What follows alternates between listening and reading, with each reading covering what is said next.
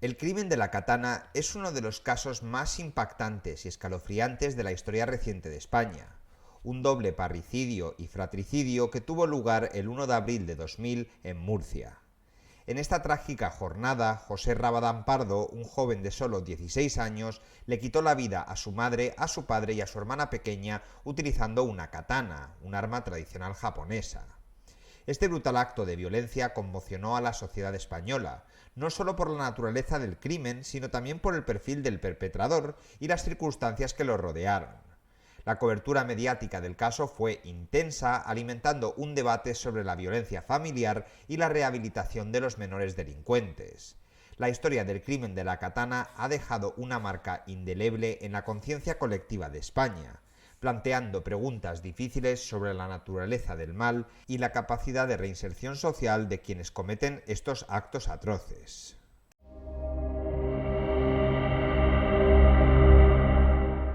El crimen de la katana tuvo lugar en el barrio Santiago el Mayor, ubicado en la ciudad de Murcia, España. Este barrio se encuentra rodeado por otros como el Carmen, Infante Juan Manuel al norte, San Pío X al oeste, el Progreso al sur y la pedanía de Los Dolores al este. Para acceder al barrio había que cruzar la vía férrea que une a Murcia con la Comunidad Valenciana y Cartagena, o bien llegar desde la avenida Ronda Sur. Actualmente la vía férrea se encuentra soterrada después de años de movilizaciones ciudadanas para acabar con el aislamiento del barrio. José Rabadán Pardo, conocido como el asesino de la katana, era un joven de 16 años, originario de Murcia. Sus vecinos lo describían como una persona reservada y solitaria, pero siempre educada.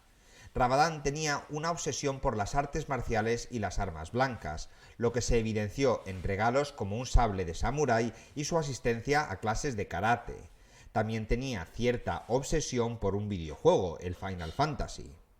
Un año antes del crimen, Rabadán intentó fugarse dejando los estudios con la intención de comenzar una nueva vida lejos de su familia. Sus padres, sin embargo, lograron impedirlo. Este incidente sumió aún más al joven en la soledad y fue un factor determinante en su decisión de quitarle la vida a sus seres queridos.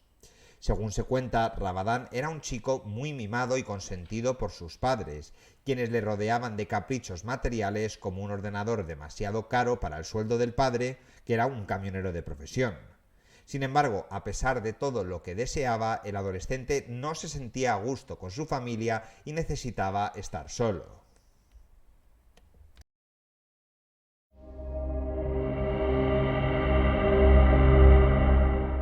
El crimen de la katana se llevó a cabo el 1 de abril del año 2000 por el joven de 16 años, llevando a cabo un acto de violencia extrema que dejó a la comunidad y al país entero en estado de shock. Según los informes, los asesinatos ocurrieron entre las 6 y las 8 de la mañana, cuando Rabadán utilizó una katana para atacar a su familia. La escena del crimen fue dantesca. Rabadán comenzó por atacar a su padre, Rafael Rabadán Tobar, de 51 años, asestándole varios golpes en la cabeza con la katana. Luego se dirigió a su madre, Mercedes Pardo Pérez, de 54 años, quien intentó defenderse, pero fue igualmente víctima de la brutalidad del ataque. Finalmente, Rabadán se volvió contra su hermana pequeña, María Rabadán, de solo 9 años y afectada por el síndrome de Down. El uso de la katana para cometer estos crímenes no solo evidenció la frialdad del joven, sino también su capacidad para llevar a cabo un acto tan atroz en el seno de su hogar. Después de quitarle la vida a su familia, Rabadán abandonó la escena del crimen y se fugó.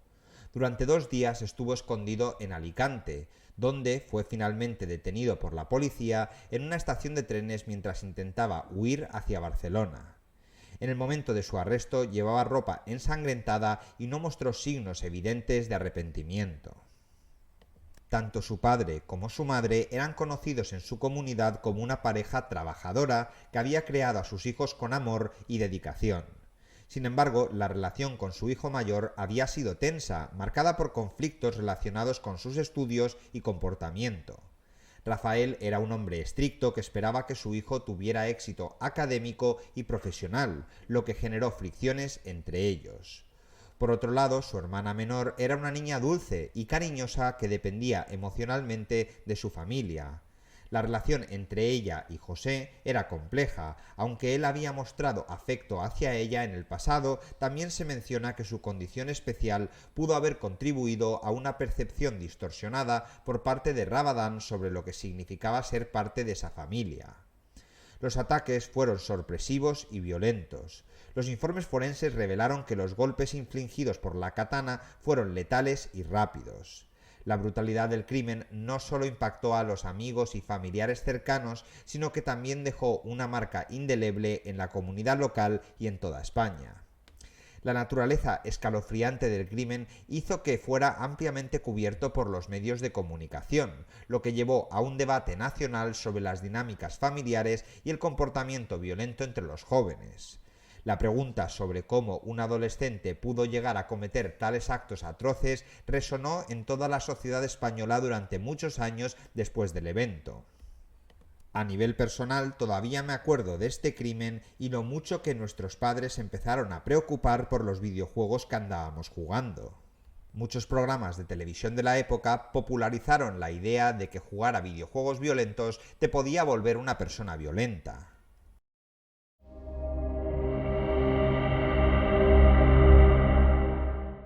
Como ya hemos dicho anteriormente, se le detuvo 2 días después del crimen. Después de haber estado refugiado en una chabola de Alicante, al final le encontraron en la estación de trenes intentando ir a Barcelona con la ropa ensangrentada, de manera que levantó la sospecha de todos los agentes que estuvieron involucrados. Durante el interrogatorio posterior, Rabadán confesó haberle quitado la vida a su familia, alegando que lo hizo para liberarse de su influencia y descubrir cómo sería un mundo sin ellos. Su declaración fue escalofriante y reveló la verdad con la que se había llevado a cabo el crimen. La investigación del crimen reveló una serie de evidencias cruciales que ayudaron a reconstruir los eventos de aquella trágica mañana. En la escena del crimen, las autoridades encontraron la katana utilizada por Rabadán para llevar a cabo los asesinatos.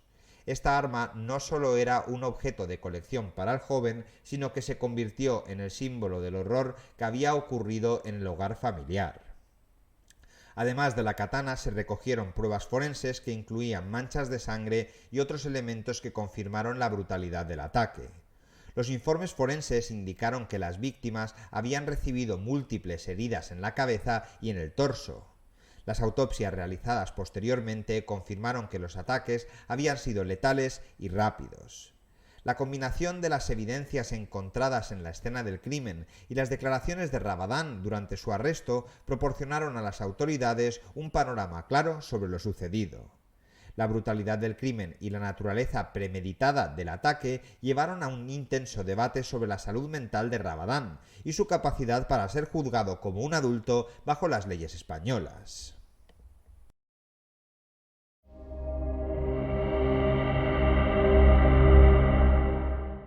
El juicio de José Rabadán comenzó en un contexto marcado por la conmoción social tras el brutal crimen que cometió, también por el hecho de que solamente tuviera 16 años en el momento de cometer el crimen. Debido a esto, fue juzgado bajo la Ley de Responsabilidad Penal del Menor, que había entrado en vigor en enero de 2001, poco después de los hechos. Esta ley establecía un marco legal diferente para los menores de edad, lo que significaba que las penas eran considerablemente más leves en comparación con las impuestas a los adultos. El juicio se llevó a cabo en un ambiente de gran expectación mediática y social, dado el carácter escalofriante del crimen y la juventud del perpetrador. La duración del juicio fue notablemente breve, con una duración aproximadamente de 30 minutos, lo que generó críticas sobre la profundidad y seriedad con la que se abordó el caso. También mucha gente planteó cuánto realmente habría durado el juicio de haberse tratado de un adulto. La rapidez del proceso judicial fue objeto de controversia, ya que muchos consideraban que no se había examinado adecuadamente todos los aspectos del crimen ni el estado mental de Rabadán. Durante el juicio, José Rabadán ofreció su testimonio, donde admitió haber cometido el crimen de haberle quitado la vida a su familia. En sus declaraciones explicó que su motivación detrás del crimen era liberarse de la influencia de sus padres y experimentar cómo sería vivir sin ellos, básicamente lo mismo que le dijo a la policía cuando fue detenido. Rabadán describió el acto como algo casi automático, afirmando que no fue él, que fue su cuerpo. Esta declaración generó una mezcla de incredulidad y horror entre los presentes. Los testimonios presentados incluyeron informes psiquiátricos que intentaron explicar su comportamiento. Uno de los psiquiatras que evaluó a Rabadán sugirió que había sufrido una psicosis epiléptica durante el tiempo en que cometió los actos, lo que podría haber afectado su percepción de la realidad. Sin embargo, otros psiquiatras no estuvieron de acuerdo con esta evaluación y lo describieron como un narcisista sádico con síntomas evidentes de psicopatía. El juicio también incluyó testimonios sobre la vida familiar de Rabadán y su comportamiento previo al crimen. Se mencionaron conflictos familiares y tensiones en la relación entre él y sus padres, así como su interés por las artes marciales y las armas blancas. Sin embargo, muchos se preguntaron si estas circunstancias eran suficientes para justificar o entender un acto tan violento. Finalmente, el tribunal condenó a José Rabadán a 6 años de internamiento en un centro de menores, seguidos de otros 2 años de libertad vigilada. Esta condena fue la máxima prevista por la ley del menor en ese momento y estuvo rodeada de polémica debido a la naturaleza extrema del crimen. Muchos críticos argumentaron que esta sentencia no reflejaba adecuadamente la gravedad de sus acciones ni proporcionaba justicia a las víctimas. Rabadán pasó aproximadamente 8 meses en prisión en Sangonera, Murcia, antes de ser trasladado al centro de menores La Zarza. Su liberación anticipada en diciembre de 2005 fue facilitada por informes favorables emitidos por educadores del centro, quienes afirmaron que había mostrado signos de rehabilitación. La sentencia y el progreso judicial generaron un amplio debate sobre la responsabilidad penal de los menores y la efectividad del sistema judicial para abordar crímenes tan graves cometidos por jóvenes.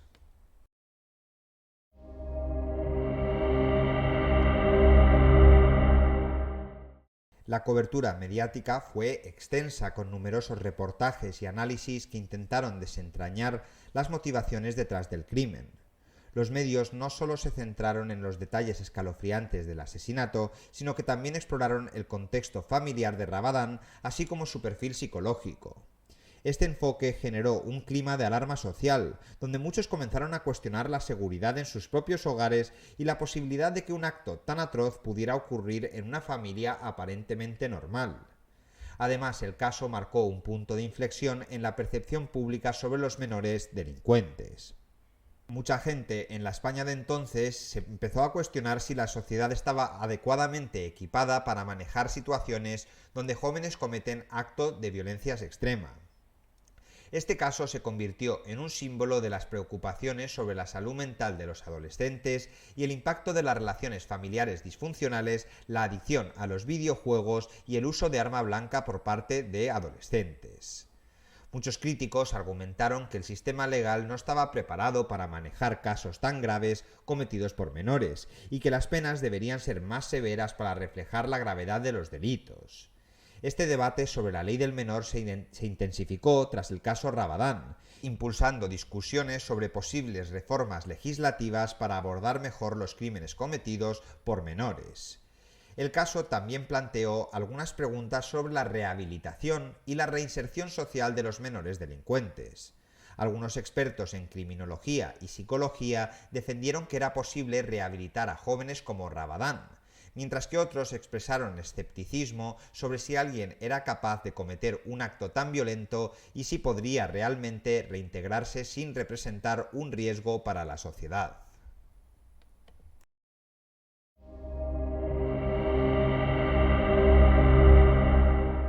Después de cumplir su condena, José Rabadán Pardo ha llevado una vida notablemente diferente a la que se podía esperar de alguien con ese pasado.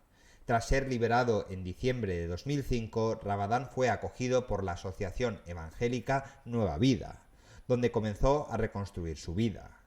A lo largo de los años se mantuvo alejado del foco mediático y logró integrarse en la sociedad. En la actualidad, Rabadán está casado y tiene una hija pequeña, lo que indica un intento de formar una familia y llevar una vida normal. En 2017, Rabadán decidió romper su silencio al participar en el documental titulado Yo fui un asesino, emitido en el canal de Max. En este documental se presenta a sí mismo como un hombre que ha cambiado, reflexionando sobre sus acciones pasadas. Durante su intervención, Rabadán afirma que si hubiera sabido las consecuencias de sus actos, no lo habría hecho. Sin embargo, su relato ha sido objeto de críticas, ya que algunos expertos, como el psicólogo forense Javier Urra, sugieren que aunque se expresa con claridad sobre el crimen, no parece sentir remordimiento genuino por lo ocurrido. Urra describe a Rabadán como una persona insensible y con rasgos de psicopatía. A pesar de haber cumplido con la justicia y haber sido considerado un ejemplo de reinserción social, Rabadán reconoce que la etiqueta de monstruo lo perseguirá para siempre. Además del documental, el caso ha sido discutido en varios programas de televisión y podcast que abordan temas de criminalidad y psicología criminal. Estas representaciones han contribuido a mantener vivo el interés público en el caso y han abierto debates sobre la violencia juvenil y la responsabilidad penal.